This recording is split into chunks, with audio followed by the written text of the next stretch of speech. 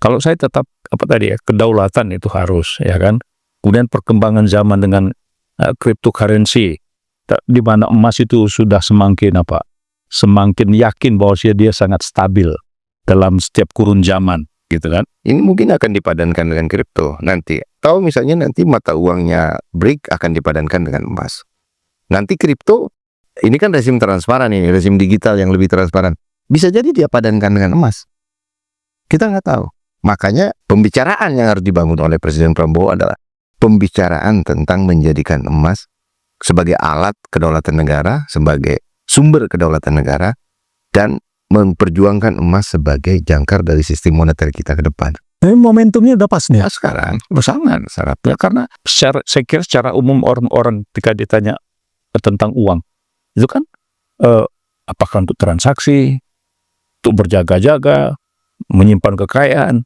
Saya kira dengan potensi sumber daya emas kita itu jelas, itu slogannya itu hidup Indonesia, hidup rakyat gitu, bukan yang lain. Sekarang kan kita produksi Bang di Papua 60 ton di Jawa Timur. Itu pun smelternya Freeport tidak diselesaikan. Kalau smelter Freeport diselesaikan berapa ribu ton itu nanti. Sekarang kita bisa menghasilkan 60 ton di Gresik ya, di Jawa Timur. Itu smelter ya. Smelter emas, keluar emas.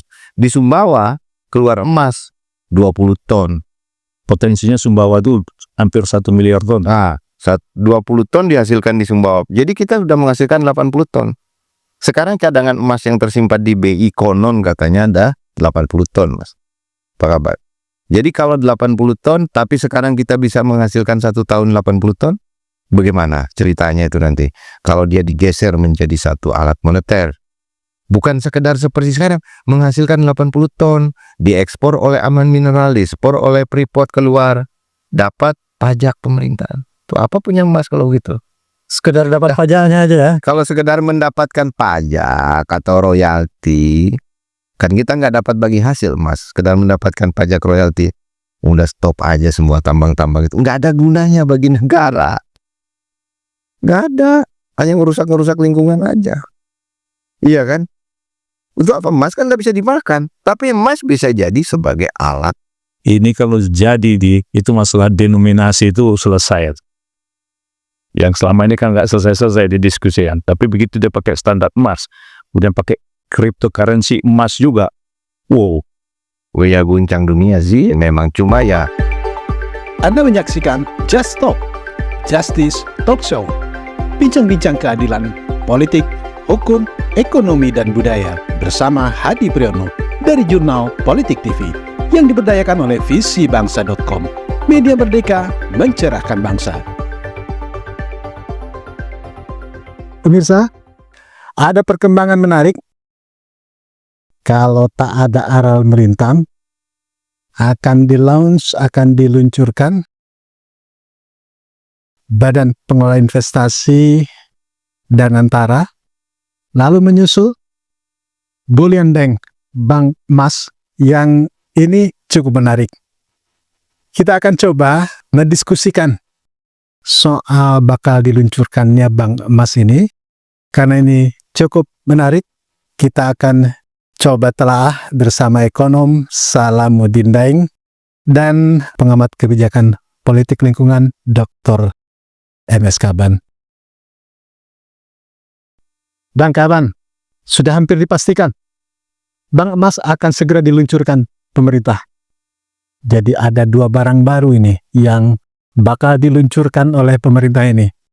Satu, Badan Pengelola Investasi dinamakan Danantara, lalu satu lagi adalah Bank Emas. Komentar Anda, Pak Kaban? Terima kasih Bung Hadi, Bang Salamuddin, dan para pemirsa yang mengikuti cara dialog ini. Pertama, saya ingin mengatakan bahwa semua gagasan membangun institusi yang dibentuk oleh pemerintah itu kita hormati, ya, kita apresiasi, ya. Mudah-mudahan seluruh instrumen-instrumen itu adalah bagian yang tak terpisahkan untuk mengakselerasi, mempercepat proses kemajuan dan kemakmuran serta peningkatan taraf hidup masyarakat kita. Isu ya, kita ini kan semua sedang disihir, ya, disihir, dihipnotis dengan dengan iming-iming tahun emas, ya kan? Indonesia emas, diiming-iming itu Indonesia emas berhadapan dengan Indonesia gelap gitu kan. Jadi Indonesia emas ini kan sebuah sebuah impian yang sedemikian rupa itu kan. Walaupun kalau dilihat dari indikator-indikator ya keadaan ekonomi kita selama 10 tahun ini dan beban-beban yang dihadapin itu kan kadang-kadang kita mengelus dada gitu kan. Tapi sebagai sebuah harapan ya boleh lah. Nah begitu juga terhadap misalnya dibentuknya Danantara. Ya, Danantara dengan undang-undang yang sudah ada, yang sudah disebarluaskan, nah itu kan juga nanti akan dituntut, ya kan? Akan dituntut externality positif dari kehadiran institusi itu dalam konteks kehidupan ekonomi masyarakat. Karena di situ kan kelihatannya presiden itu punya otoriti yang sangat luar biasa, sehingga menimbulkan kesan seakan-akan dia institusi yang tidak bisa diperiksa, tidak bisa diaudit dan sebagainya. Nah, itu kan juga akan menimbulkan pertanyaan-pertanyaan sampai sebegitu luar biasakah, ya kan, presiden sehingga memprotek institusi itu, ya, sehingga sedemikian rupa sehingga seakan-akan tidak bisa untuk dilakukan evaluasi. Apalagi di situ terjadi semacam satu sisi dia investasi, ya kan, satu sisi dia juga sebagai badan yang memberikan penerimaan lah gitu ya, karena itu saya kira itu akan menjadi terus perdebatan. Nah, menyangkut juga institusi atau badan yang akan dibangun tentang masalah emas ini pun kalau saya kata kita hormati gagasan itu gitu kan. Hanya saja apakah gitu dia hanya mengembangkan institusi emas-emas rakyat yang selama ini bisa dipakai di Pegadaian. Ya kan, masyarakat punya masalah, dia butuh dana cepat, dia masukkan ke Pegadaian, kan gitu. Kemudian banyak juga sekarang emas-emas itu bisa dijadikan sebagai jaminan-jaminan di banyak perbankan, gitu. Ya, deposit emas apalah dan sebagainya itu. Nah, apakah model ini kehadiran badan atau lembaga ini gitu kan? Nah, yang paling penting ya sebenarnya yang harus dipikirkan itu adalah bagaimana emas yang dimiliki oleh negara ini itu kan jelas judulnya kan bagian yang tak terpisahkan dari dikuasai oleh negara. Jadi seluruh emas yang ada di Republik ini, seluruh kekayaan ada di bumi Republik ini, itulah dikuasai oleh negara. Dan jangan lupa, kalimat selanjutnya adalah untuk sebesar-besar kemakmuran rakyat. Jadi, satu sisi dia dikuasai oleh negara, ya kan? Di sisi lain dia harus punya implikasi yang signifikan untuk memakmurkan rakyat. Nah, sekarang pertanyaannya, selama ini pengelolaan, penguasaan kawasan-kawasan yang menghasilkan emas atau mineral-mineral berharga yang punya nilai yang sangat tinggi di pasar internasional, ya, apakah memakmurkan sebesar-besar kemakmuran rakyat? Jadi, saya melihat bahwa kita mestinya lebih banyak mengolah ini untuk sebesar-besar kemakmuran rakyat. Bagaimana emas itu ya menjadi sumber penerimaan negara yang sangat signifikan, gitu loh.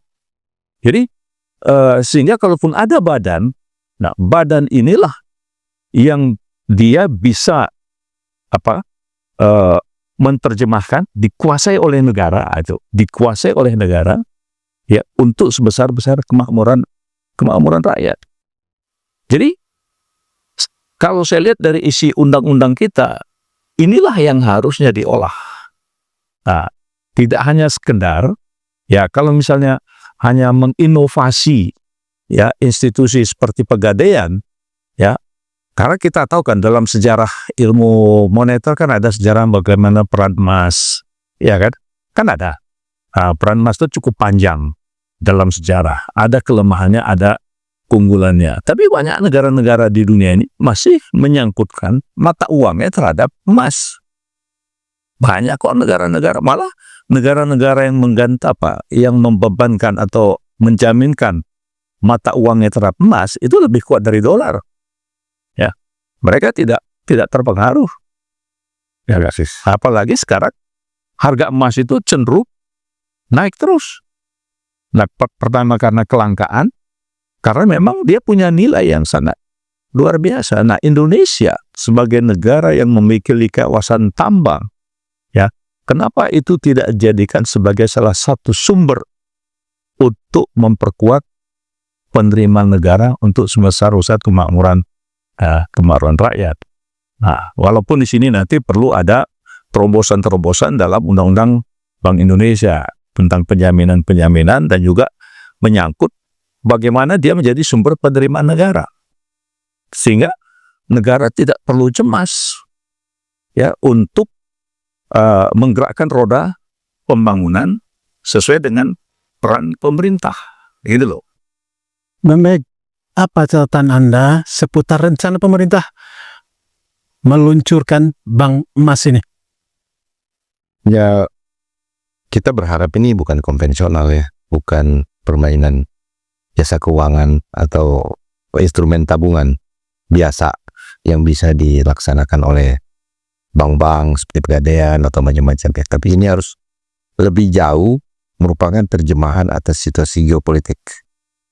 Mudah-mudahan kalau memang ke sana arahnya. Jadi ini adalah satu usaha pemerintah untuk menerjemahkan fenomena atau situasi keuangan internasional sekarang yang sedang berhadapan dengan apa yang disebut dengan reset atau restart kembali sistem keuangan global ini.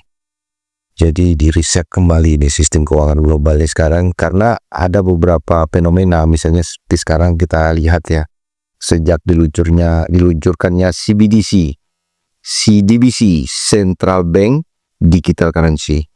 Central Bank Digital Currency ini adalah satu usaha di Federal Reserve Amerika untuk menandingi permintaan atas cryptocurrency. Ini soal currency, soal alat tukar internasional. Jadi sistem apa istilahnya, petrodolar, sistem dolar ini sudah mulai digugat oleh internasional. Digugatnya pertama kali itu oleh rezim kripto. Rezim kripto ini kan mau menandingi the Fed dalam hal mata uang dolarnya. Jadi mereka akan menggunakan kripto sebagai alat transaksi internasional. Lalu Bank Sentral Amerika menerbitkan CBDC, Central Bank Digital Currency, untuk menandingi permintaan atas cryptocurrency yang makin tinggi di internasional, yang akan menandingi dia dan akan menghancurkan dia dan akan melemahkan dolar Amerika dalam sebagai alat tukar internasional. Nah, yang kedua itu adalah munculnya BRIC yang rencana akan menetapkan mata uang sendiri. Munculnya BRIC yang rencana akan menetapkan mata uang sendiri, kita dengar dari beberapa artikel ditulis bahwa BRIC akan menggunakan standar emas untuk jangkar mata uangnya. Berarti mereka sebenarnya sudah tidak mau lagi menerima dolar sebagai alat transaksi internasional untuk negara-negara BRIC. Tetapi sekarang ini yang dihadapi oleh BRIC tentu saja sebagian besar cadangan devisa dunia ini masih dalam bentuk dolar, termasuk Cina juga masih menyimpan cadangan devisanya dolar Amerika ya, dan negara-negara lainnya. Nah, ini mereka sedang berusaha keluar. Nah, mudah-mudahan ini adalah terjemahan dari situasi ini. Karena memang gini, karena ini kita bahas historinya juga. Secara histori emas ini kan sebenarnya dihancurkan sejak petrodolar. sebagai jangkar mata uang. Tahun 1971 emas dipukul, dijadikan perhiasan aja. Udah emas udah nggak usah lagi ada hubungan dengan mata uang. Udah jadi perhiasan aja. Tahun 1941 sistem petrodolar menggantikan Bretton Woods sistem itu. Yang Bretton Woods itu tahun 44 itu jangkarnya itu adalah emas. Kesepakatan negara-negara Barat dan Amerika dan Eropa itu dan Australia menjadikan emas sebagai jangkar mata uang, dan itu diikuti dunia juga kan. Tapi tahun 1971 begitu Dan era itu nilai rupiah itu tinggi. tinggi ya. Tinggi. Sebelum 71 Bang. Iya. Iya. Karena $1 itu $400. Itu baik kan?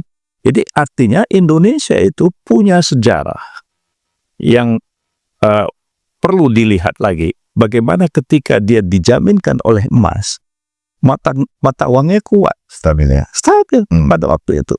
Gitu. Nah, itu untuk Ketika tahun 1971 kita bagian dari petrodolar. Tapi itu kan sesaat. Tahun 80 kita ambruk lagi ya, itu udah mulai melemah lagi. Jadi 1971 karena kita ini adalah negara OPEC, negara penghasil minyak terbesar, salah satu yang pertama dan terbesar di dunia, yang tidak sungguh-sungguh dapat menikmati hasil minyaknya itu ya Indonesia ini ya, sebagai yang pertama di dunia loh Bang, yang tidak sungguh-sungguh menikmati hasil minyaknya ini, masuk ke dalam rezim petrodolar ya, menggunakan devisa dolar dan seterusnya. Ya seperti kita hadapi sekarang lah, nilai tukar kita ini sudah sebagai mata uang paling rentan dan paling tidak bernilai di dunia dan paling memalukan kalau kita bilang, karena laju pelemahannya yang begitu kejang, pada kita nggak berbuat apa-apa, kita melemah terus gitu loh terhadap mata uang internasional. Ada apa dengan kita? Kenapa negara lain tidak mengalami hal yang sama? Kenapa kita saja yang mengalami ini? Nah, dari sejarah petrodolar menguat, sekarang petrodolar sudah tidak legitimit lagi karena adanya masalah transisi energi Bang. Jadi orang sudah tidak mau lagi fosil sebagai bahan bakar global, dan itu ternyata punya konsekuensi terhadap pergeseran sistem keuangan. Begitu orang menolak fosil berarti sudah menolak dolar Bang. Begitu orang menolak dolar maka dia menolak the Federal Reserve sebagai otoritas atas dolar. Begitu dia menolak the Fed berarti akan ada peristiwa besar di Amerika yang akan mereset sistem ini. Nah kira-kira itu. Nah mudah-mudahan, kalau menurut saya masa Prabowo sesederhana itu hanya membuat instrumen tabungan emas sebagai terobosan konvensional dari tabungan konvensional gitu loh, bukan dalam urusan moneter. Kalau urusan moneter saya sambungin lagi dengan Pak Kaban tadi dalam urusan fiskal. Artinya begini, fiskal kita ini kan menjadi makin hari makin tipis karena moneternya makin hari makin lemah. Nah, sekarang kita dapat uang 1.000, ya kan, tadi uang bernilai 1.000, besok mata uang dolarnya melemah, misalnya dari 16.000 ke 30.000, ya uang kita tinggal 500 kan Bang, jadi begitu. Nah itulah yang gagal dijaga dari fiskal, yakni pelemahan dalam mata uang. Akhirnya fiskal kita nggak ada nilainya di hadapan mata uang dolar sekarang. Dengan 3.600 sekalipun tetap 200 miliar dolar, sama dengan 10 tahun yang lalu. Itu sudah berkali-kali kita bahas ya. Jadi kegagalan ini menjadi bahan evaluasi penting, bahwa ini masalah moneter itu puncak masalah. Masalah keuangan itu puncak masalah. Turunannya ya fiskal, turunannya ya perbankan, tapi moneternya ini, sistem keuangan dan sistem moneternya ini dipulihkan lagi, diberdaulatkan lagi. Nah, Jadi tidak boleh sekedar bank emas ini masyarakat menabung dalam bentuk emas gitu ya. buat apa juga, itu kan silakan dikerjakan oleh bank-bank dan pegadaian, ngapain juga presiden ngomong capek-capek soal itu. Jadi ini harus diletakkan kepada urusan kedaulatan negara atas emas. Kenapa kita meletakkan kedaulatan negara atas emas? Karena negara Indonesia ini adalah negara yang terkaya sumber daya alam, termasuk emas, paling kaya di dunia. Kenapa, pertanyaannya selama ini bagi para akademisi, para ahli ekonomi, para pengajar-pengajar ekonomi, kenapa kekayaan emasmu yang besar sekali tidak berkontribusi signifikan sama pendapatan negaramu dan kesejahteraan rakyatmu? Kenapa? Pada cadangan emas kita sangat besar ya. Bukan kekayaan Iya, kekayaan alam ya. yang tersimpan di dalam bumi ini sangat besar dan diangkut oleh asing, dibawa oleh perusahaan-perusahaan, diekstraksi dari dalam bumi juga besar sekali. Tapi kok kekayaan emas yang besar sebagai eksportir emas salah satu yang terbesar di dunia, kok nggak ada kaitannya sama sekali dengan pendapatan negara? Karena apa? Karena emas tidak dikuasai negara, karena kekayaan alam emas dan eksploitasi emasnya tidak dikuasai negara. Seharusnya eksploitasi kekayaan alam emas ini dikuasai negara. Dikuasai negara artinya emas itu punya negara. Sehingga emas yang punya negara, siapapun yang menggalinya, negara harus membelinya. Sebagai kekayaan yang bisa menjadi dasar modal negara untuk membangun negara. Baik untuk jangkar mata uang, baik untuk pendapatan APBN, baik untuk ekspansi pengembangan sektor real dengan uang emas yang kita punya, dengan nilai emas yang kita punya, dan kita jadikan uang untuk mengerjakan pembangunan ekonomi seluas-luasnya. Nah, pertanyaan ini mudah-mudahan ada di kepala Presiden Prabowo sehingga dipikirkan bagaimana kekayaan emas kita yang melimpah bisa memperkuat moneter, bisa menjadi sumber pendapatan negara, dan bisa menjadi alat ekspansi pembangunan. Pasti dia akan bertentangan dengan ekonom-ekonom di sekitarnya. Dibilang, oh Pak, kita sudah bukan lagi menggunakan standar emas, kita ini sistem fiat money, kita ini sistem. Loh, kalau itu kan bisa berubah karena itu hanya persoalan undang-undang. Ya, itu kan pilihan. Ya, pilihan kita karena hari ini ada negara yang dia menjadikan salah satu sumber kekayaan alamnya itu yang mampu bisa membangun industri militernya, seluruh kebutuhan pokok rakyat bisa dia penuhi hanya dengan sistem barter. Mata uang negaranya tidak laku di negara lain, tapi dengan menggunakan potensi sumber daya alam yang dia miliki yang bisa diperlukan oleh banyak negara, dan dia bukan dengan sistem barter, dia menjadi kuat. Nah, kenapa kita gitu tadi awal? Kenapa kita ekspor kita lemah, industri kita tidak memegang peranan penting, ya kan? Nah, lalu sumber daya kita ini termasuk emas ini yang bisa membuat negara pengelola itu makmur di dunia dengan tingkat katakanlah di pasar modal mereka begitu tiap hari panen. Nah, lalu kita sebagai negara yang menjadi sumber penghasil tidak menikmati. Ya. Nah, jadi saya pikir inilah jadi ada badan emas. Badan emas yang tadi mau dibentuk itu, ini harus betul bank emas ya. Bank emas ya. Jangan mas kaban gitu. Ya, atau jangan mas Salamuddin gitu. Jadi ini harus betul-betul dia bahasa tadi bagus, kedaulatan. Dikuasai negara itu adalah kedaulatan negara. Untuk sebesar-besar kemakmuran. Berarti di situ ada persoalan yang berhubungan dengan pembangunan yang mendrive pembangunan, meningkatkan kesejahteraan. Ya, saya kira di situ persoalan moneter, di situ ada persoalan fiskal. Tapi itu kan hanya menyangkut masalah fungsi saja. Tetapi bagaimana dia bisa menimbulkan kemakmuran dan kita bisa mengatasi masalah bangsa kita ini menjadi bangsa yang kuat gitu. Itu yang sebenarnya harus jadi pikiran kita, tidak terperangkap dengan cara-cara berpikir yang katakanlah yang sekarang ini menjadi konvensional, yang menggunakan standar mata uang dolar dalam transaksi dan sebagainya gitu. Jadi lahirnya masalah crypto money dan sebagainya, cryptocurrency dan sebagainya, itu kan terobosan untuk mematahkan, karena banyak negara merasa menjadi korban. Nah, kita bagaimana kuat dengan sumber daya emas yang kita punya gitu. Peradaban ekonomi yang nyaris hampir di seluruh dunia ini juga kan sempat memberlakukan semisal ada tukar dinar dirham. Apakah ini juga ke depannya bisa seperti itu? Oh, kenapa tidak? Kita bangsa Indonesia ini berapa ratus tahun itu. Ya, sangat akrab dengan kata-kata dirham, sangat akrab dengan kata-kata dinar. Ya kan? sudah sangat akrab.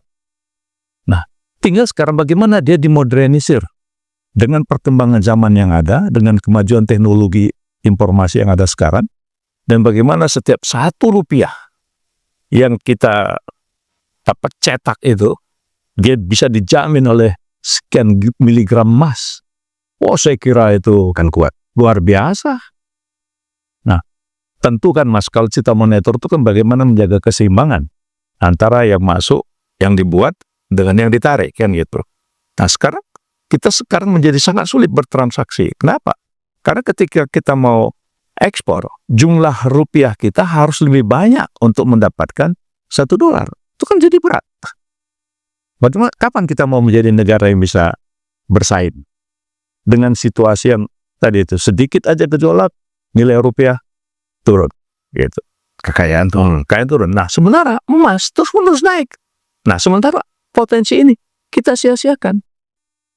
Nah, ini yang harusnya jadi pikiran gitu ya, bagaimana kedaulatan sumber daya emas ini dalam satu badan yang dia bisa berkontribusi yang sangat signifikan terhadap penerimaan negara gitu. Baik. Apa kira-kira syarat-syarat fundamental agar gagasan bank emas ini, rencana munculnya bank emas ini juga mengarah pada soal penyelenggaraan moneter kita? Ya, pertama Prabowo harus membuka. Presiden Prabowo membuka spektrum perdebatan. Terlebih dahulu soal ketergantungan kita terhadap dolar. Dan beliau juga harus terbuka soal kenapa Indonesia mau terlibat di BRIC. Dan harus dikatakan ke publik bahwa BRIC akan menggunakan emas sebagai jangkar mata uangnya misalnya. Kenapa? Karena ini era transparansi.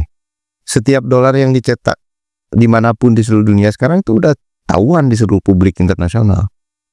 Iya kan? Kita mau cetak uang nggak bisa juga. Ya kan? Karena kan kita berpadanan sama dolar.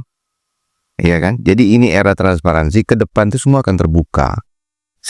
Dulu kan orang cetak dolar suka-suka dia, Obama cetak dolar, terus siapa tuh Presiden Amerika sebelum Trump juga cetak uang ribu-ribu triliun tanpa ada dasar apa-apa. Nah, sekarang seluruh negara di dunia sudah nggak menerima hal seperti itu. Masa kita disuruh produksi gandum, padi, beras, tambang, hasil bumi segala macam. Kita transaksi dengan Amerika, dia cuma ngeprint doang. Terus kita Ditukar pakai kertas. sampai capek bekerja, dia ngeprint doang ya. Orang nggak terima lah. Dulu orang terima, sekarang orang mulai tidak menerimanya. Terutama karena ada digitalisasi, transparansi. Orang jadi tahu apa alasannya dia bisa print uang. Kita jadi korban, kita dagang dengan dia, kita capek-capek melihara ternak dari pagi sampai sore, kita jual ke Amerika, cuman dia print aja kertas buat beli ke kita. Pemerintah harus mendorong pencerahan masyarakat. Oh iya, tentu saja, supaya orang berpikirlah sekarang bahwa ketergantungan kita, bahwa kita dijajah oleh rezim moneter, bahwa puncak dari semua penjajahan atau imperialisme ini adalah moneteris ini. Kita dijajah oleh rezim mata uang. Iya. Selama ini kan penjajahannya di situ. Jadi ukuran kekayaan kita dalam dolar, ukuran segala macam dalam dolar. Sementara kita kan tidak punya otoritas terhadap lembaga itu. Sementara mereka print tiap hari, diedarkan ke seluruh dunia dan tidak menyebabkan inflasi di Amerika karena itu dijual ke seluruh dunia kan.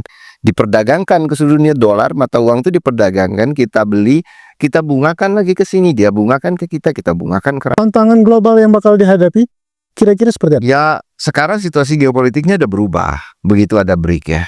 Tapi kita ya tentu harus memperhatikan bahwa kita bukan ikut BRIC, bukan sekedar ikut begitu. Kita ini kan bebas aktif. Kenapa kita tersedia syarat untuk bebas aktif? Karena kita punya sumber daya. Untuk jadi jangkar mata uang kita punya emas. Kita punya hutan, bisa juga jadi jangkar mata uang green.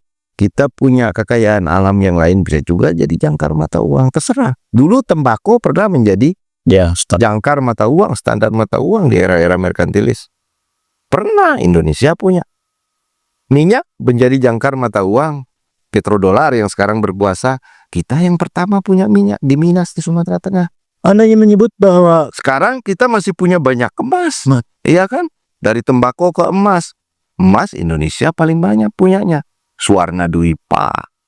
Ya, itu istilah Swarna Dwipa. Tempat Itu kan luar biasa Sumatera ya. negara di dunia mencari emas.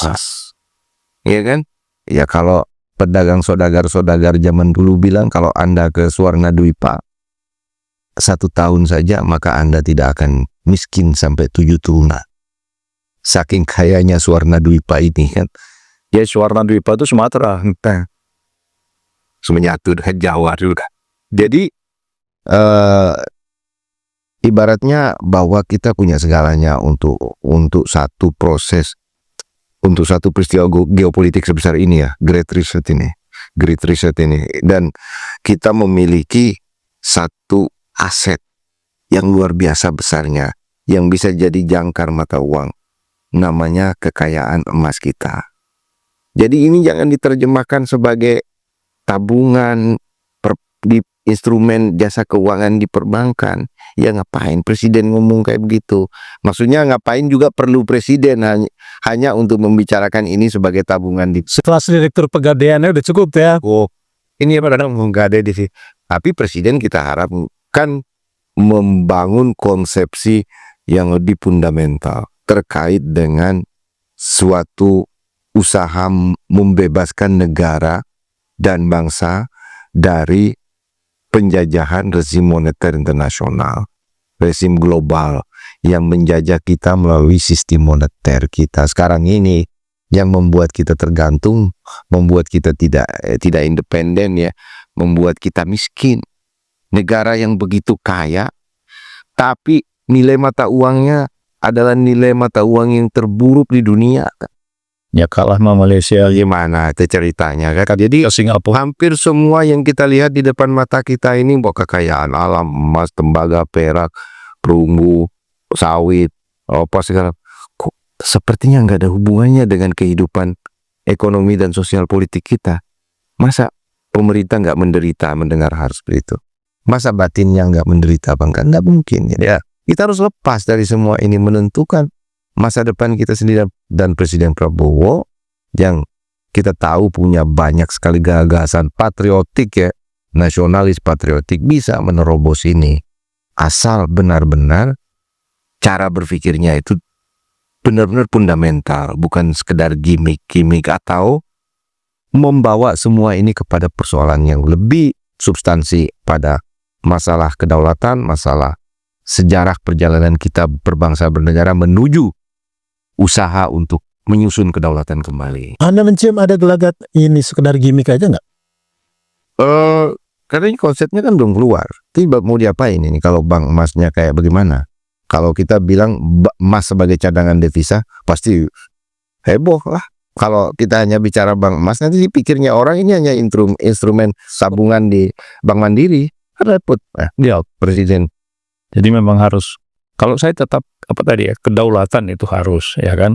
Kemudian perkembangan zaman dengan cryptocurrency, di mana emas itu sudah semakin yakin bahwa dia sangat stabil dalam setiap kurun zaman, gitu kan. Ini mungkin akan dipadankan dengan kripto nanti. Kripto berbasis emas ya? Atau misalnya nanti mata uangnya BRIC akan dipadankan dengan emas. Nanti kripto, ini kan rezim transparan ini, rezim digital yang lebih transparan. Bisa jadi dia padankan dengan emas. Kita nggak tahu. Makanya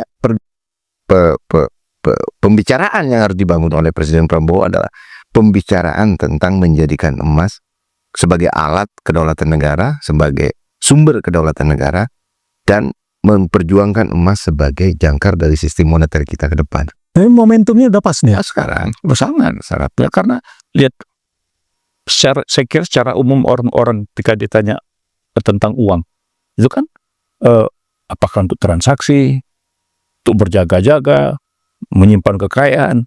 Saya kira dengan potensi sumber daya emas kita itu jelas, itu slogannya itu hidup Indonesia, hidup rakyat gitu, bukan yang lain. Sekarang kan kita produksi bang di Papua 60 ton di Jawa Timur. Itu pun smelternya Freeport tidak diselesaikan. Kalau smelter Freeport diselesaikan berapa ribu ton itu nanti. Sekarang kita bisa menghasilkan 60 ton di Gresik ya, di Jawa Timur. Itu smelter ya. Smelter emas, keluar emas.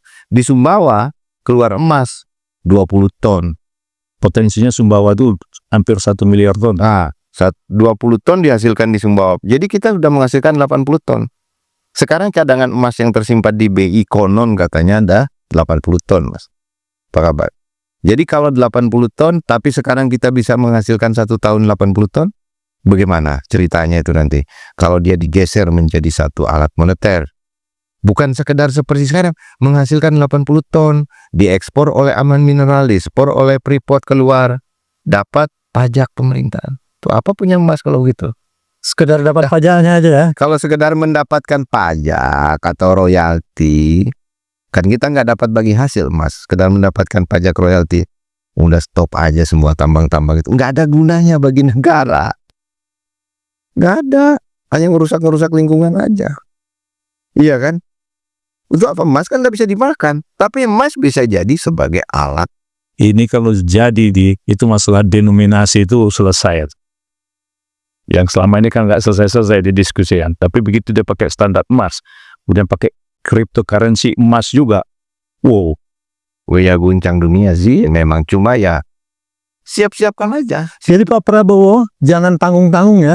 Harus siap untuk arahnya. Makanya kalau saya bilang kalau cuman presiden membicarakan ini sebagai tabungan konvensional yang bisa dikerjakan oleh BNI dan Mandiri, Sayang lah. untuk apa? Gitu loh. Nanti dari Mandiri setelah ditabung emas-emas di masyarakat dikumpulin, lalu pemerintah bisa pinjam sebagai instrumen surat utang negara. Kacau lah. Tidak menyelesaikan masalah ya. Bukan, itu terlalu remeh-temeh. Tidak fundamental. Kalau mau yang lebih fundamental adalah emas sebagai satu kekuatan moneter, kekuatan keuangan kita yang baru, kekuatan keuangan kita ke depan untuk membangun sistem keuangan kita yang lebih kuat dengan dasar emas. Nanti ada dasar lain, apalagi lingkungan hidup, hutan, untuk karbon, ya kan? Cadangan karbon terbesar di dunia sekarang, salah satu yang terbesar di dunia. Kemudian nanti apalagi kekayaan alam yang lain bisa. Kalau melangkah ke situ, kira-kira tekanan-tekanan yang akan kita dapat. Kasih PR aja, Pak Prabowo, tolong pikirkan supremasi negara atas sumber daya alam, sehingga nanti sumber daya alam memiliki supremasi atas keuangan seluruh dunia. Bisa nggak ditangkap omongan kita ini? Maksudnya, negara memiliki supremasi atas sumber daya alam, dan sumber daya alam yang notabene Indonesia adalah penguasanya memiliki supremasi atas keuangan dunia. Itu bukan mimpi ya? Wah, mimpi bagaimana kita penguasa sebetulnya? Kalau kita baca buku Profesor Smithrow sebelum dia meninggal, ada satu buku dia yang terakhir dia tulis itu adalah bagaimana kekayaan alam itu bisa menjadi salah satu sumber supremasi ekonomi Indonesia. Nah, itu deh. Gitu. Baca lagi deh. Baca itu judulnya bukunya. Saya kira cukup itu, Bang. Tolong baca buku itu lah. Tapi kok Pak Smithrow terakhir sebelum meninggal dia itu. Saya ingat banget. Saya kira itu. Pak Prabowo pasti sudah baca buku itu ya? Kita minta beliau baca. Dia baca lagi kalaupun sudah baca ya. Jangan banyakkan buku yang disodorkan Sri Mulyani atau disodorin Erick Thohir. Bacalah buku-buku yang lebih mendasar, fundamental, perdebatan filosofi, perdebatan historis tentang moneter, keuangan, fiskal, dan lain-lain. Bukan hanya melihat fenomena kontemporer. Oh, ini kita miskin. Kan miskin ada sebabnya, ada sejarahnya, ada alurnya. Bukan sesuatu yang tidak dibuat kemiskinan itu. Bang Mas harus diarahkan pada ke soal moneter ya, bukan sekedar kamu. Itu kesimpulan kita. Betul. Itu harus sumber daya alam.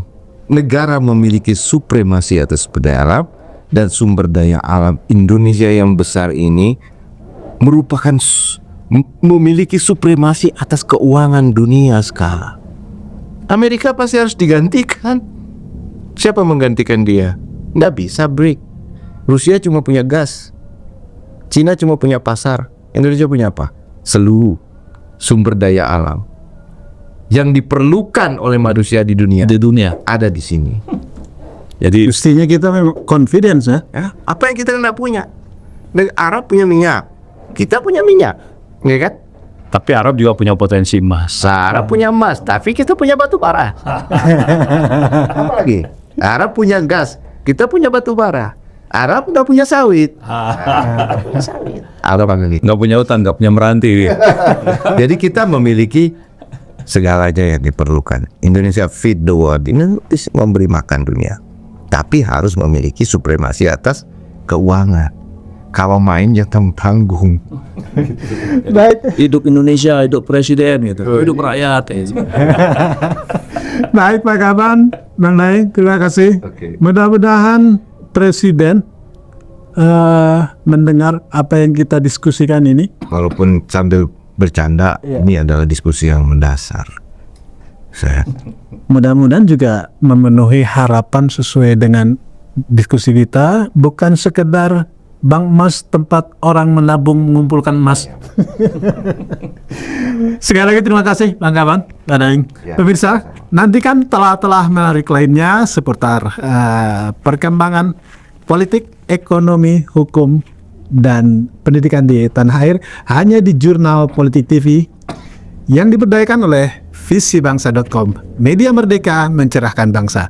Billahi taufiq wal hidayah. Wassalamualaikum warahmatullahi wabarakatuh. Merdeka! Merdeka, Allahu Akbar. Hidup Indonesia.